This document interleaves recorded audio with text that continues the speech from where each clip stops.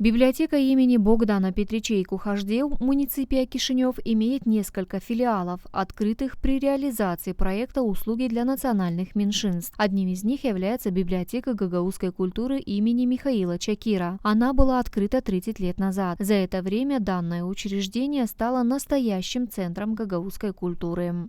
Для нас, для гагаузов Кишинева, она практически стала исторической, потому что когда она открылась 30 лет назад, наши гагаузы были более энтузиасты, сегодня более мы стали прагматичны.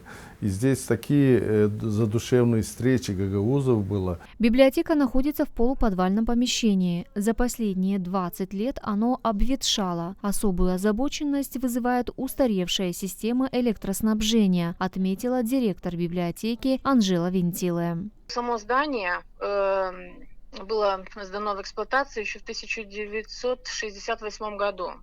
То есть уже чуть больше 50 лет. Естественно, инфраструктура уже вышла из строя. И проводка, и канализация. Электропроводка не выдерживает, в общем, нагрузки.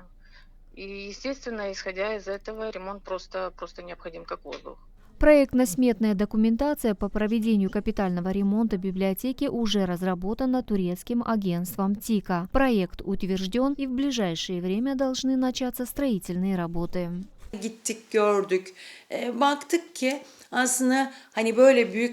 Мы посетили библиотеку, ознакомились и пришли к выводу, что библиотека, несущая имя гагаузского просветителя Михаила Чакира, должна быть другой. Поэтому мы хотим принять в этом участие и модернизировать это помещение. Мы очень хотим, чтобы эта библиотека стала тем местом, куда будут хотеть приходить гагаузы, проживающие в Кишиневе.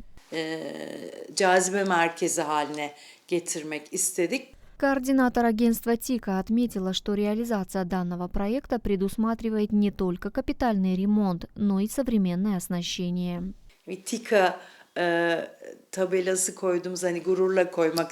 Это не только замена полов, окон и дверей, но и оснащение этого здания по последнему слову техники. Библиотеку имени Михаила Чакира ежегодно посещают более 5000 читателей. Фонды ежедневно пополняются новыми уникальными изданиями и составляют более 30 тысяч экземпляров. Алена Терзя, Сергей Георгиев, Григорий Ставилов, Алексей Герчу, ГРТ Новости.